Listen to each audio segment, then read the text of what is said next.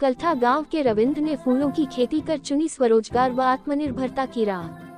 हिमाचल पुष्प क्रांति योजना व एकीकृत बागवानी विकास मिशन बने सहायक। खेतीबाड़ी में रुचि तथा पारंपरिक खेती से हटकर कार्य करने की पहल ने गोहर क्षेत्र के रविंद्र को आत्मनिर्भरता की राह दिखाई।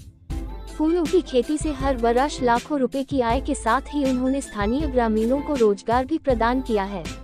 ये सब संभव हुआ प्रदेश सरकार की प्रोत्साहन योजनाओं के सफल क्रियान्वयन से। उपमंडल गोहर के कल्था गांव के निवासी रविंद्र कुमार का कहना है कि पहले वह अपने बुजुर्गों की तर्ज पर पारंपरिक खेती बाड़ी ही किया करते थे। उनकी रुचि खेती किसानी में अत्यधिक थी, इसलिए उन्होंने बागवानी विभाग के अधिकारियों से मिलकर पारंपरिक खेती को आधुनिक खेती में बदलने का संकल्प लिया। विभाग ने उन्हें पॉली हाउस लगाकर फूलों की खेती करने का सुझाव दिया। रविंद्र ने शुरू में एकीकृत बागवानी विकास मिशन के तहत वर्ष 2017-18 में 1250 वर्ग मीटर पर पॉली हाउस स्थापित कर कार्नेशन फूलों की खेती शुरू की। फूलों की अच्छी फसल आने और बाजार में अच्छे दाम मिलने पर उन्होंने हिमाचल पुष्प क्रांति योजना के तहत भी 500 वर्ग मीटर भूमि पर पॉली हाउस लगाया और कार्नेशन की खेती शुरू की। वर्तमान में रविंद्र लगभग 1750 वर्ग मीटर भूमि पर इन फूलों की खेती कर रहे हैं। हिमाचल पुष्प क्रांति योजना के तहत वर्ष भर उच्च मूल्य वाले फूलों की संरक्षित खेती करने के लिए पॉली हाउस तकनीक का प्रशिक्षण किसानों को दिया जाता है। इसके अतिरिक्त greenhouse, shade net house जैसी विधियां अपनाकर फूलों की खेती करने के लिए प्रोत्साहित किया जाता है। इससे किसान राष्ट्रीय और अंतर्राष्ट्रीय मंडी में मांग के अनुसार विदेशी फूलों का उत्पादन करने में सक्षम हो रहे हैं।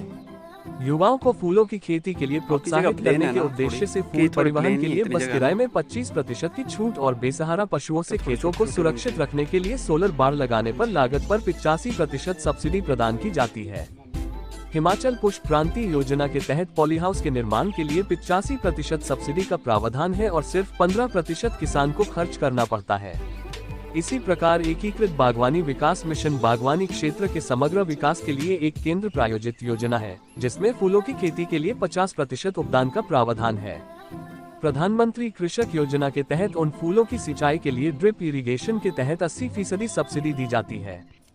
बागवानी विभाग द्वारा रविंद्र कुमार को एकीकृत बागवानी मिशन के तहत 12.50 लाख रुपए का उपदान पॉली हाउस निर्माण के लिए प्रदान किया गया तथा कार्नेशन फूलों की प्लांटेशन के लिए 4.52 लाख रुपए की सब्सिडी भी प्रदान की गई। हिमाचल पुष्प क्रांति योजना के तहत भी उन्हें 85% सब्सिडी के तहत 6.50 लाख रुपए प्रदान किए गए, जबकि फूलों की प्लांटेशन के लिए 50% सब्सिडी के तहत 1.50 लाख प्रदान किए गए। रविंद्र कुमार बताते हैं कि कार्नेशन फूल चंडीगढ़, दिल्ली जैसे शहरों में भेजे जा रहे हैं। इन फूलों की बिक्री से प्रतिवर्ष वे 11 से 12 लाख रुपए तक की आमदनी प्राप्त कर लेते हैं।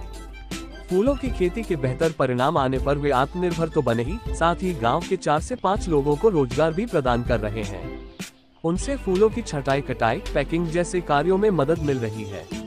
उन्होंने स्थानीय लोगों से भी आग्रह किया कि वे सरकार द्वारा किसानों को आत्मनिर्भर बनाने के लिए चलाई जा रही इन योजनाओं का लाभ उठाकर स्वरोजगार की दिशा में आगे बढ़ें।